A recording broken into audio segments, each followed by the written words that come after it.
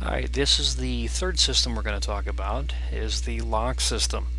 The lock system is designed to help ships go up and downstream, and really to kind of deal with elevation, because elevation can be a really tricky thing using ships. You can, go down over waterfalls and crash.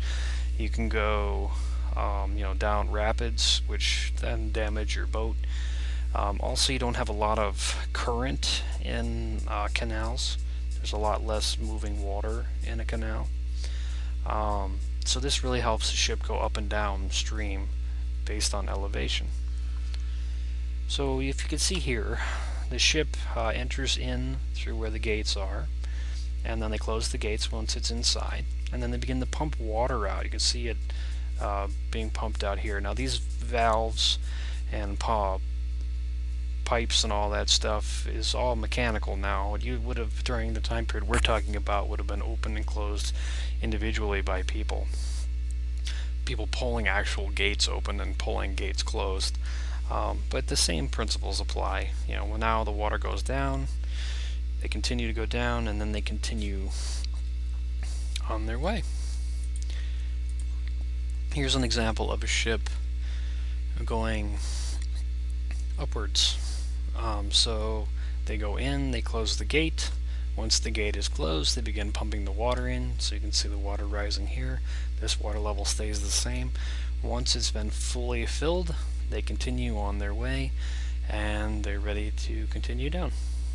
So this next video is just kind of an informational video from CaptainYachtBlog.com on the Erie Canal system and kind of how these all work.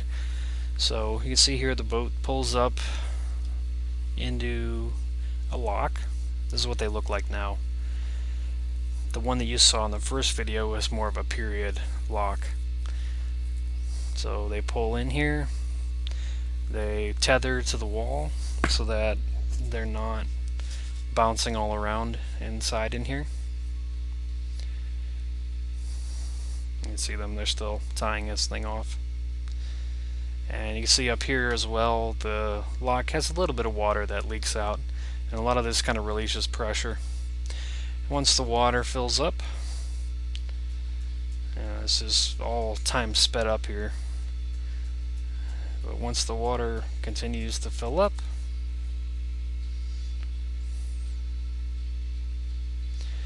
then the gate will be opened and they'll be on their way. Now this is going to be an example of them going down. So they kind of bounce around in here as they tether, and then the water flows out. They continue flowing down